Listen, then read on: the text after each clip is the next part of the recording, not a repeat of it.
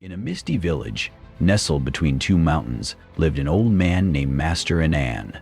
He was a quiet soul, known by the villagers as the Lantern, because he had a way of seeing clearly even when others couldn't. His small cottage stood on the edge of the cliff, where the fog was thickest and the path most treacherous. One day, a young man named Dev arrived at Master Anan's door. Dev was full of frustration. He had tried many trades, failed at every one, and believed the world was unfair. "Master," Dev said, bowing stiffly, "I hear you help people find their way. I have no map, no light, and no strength left in my legs. Will you help me?"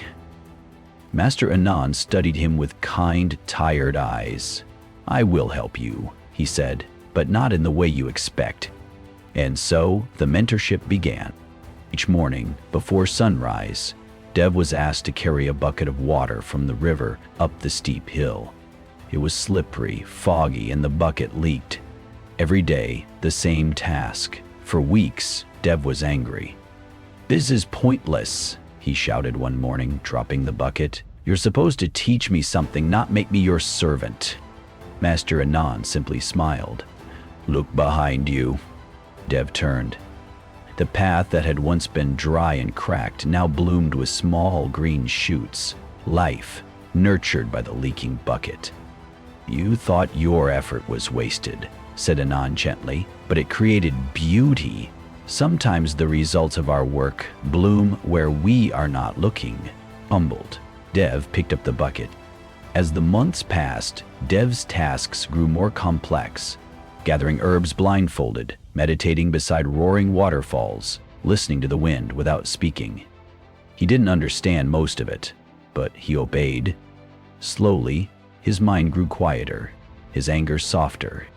One winter night, the village was hit by a fierce storm. A landslide blocked the main road, and a child was lost in the forest. Panic swept through the village. Dev turned to Master Anan for guidance, but the old man only handed him a lantern. "You must go alone," Anan said. Dev's hands trembled. "But I've never done something like this on my own." "Yes, you have," said the master. "You just didn't know it." Dev took the lantern and entered the storm. The fog was thick, the wind harsh, but every lesson Master Anan had given him returned. He moved calmly through the storm, listening to the rhythm of the trees, the faintest cry on the wind. By dawn he returned, the child safe in his arms. The village gathered and cheered. Dev turned to speak with Master Anan, but the old man was not there. Instead, a note waited for him. "You came to me lost in the fog. Now you carry the lantern. When others cannot see the path, be the light they need." Years passed. Dev stayed in the village, guiding others, just as he had been guided.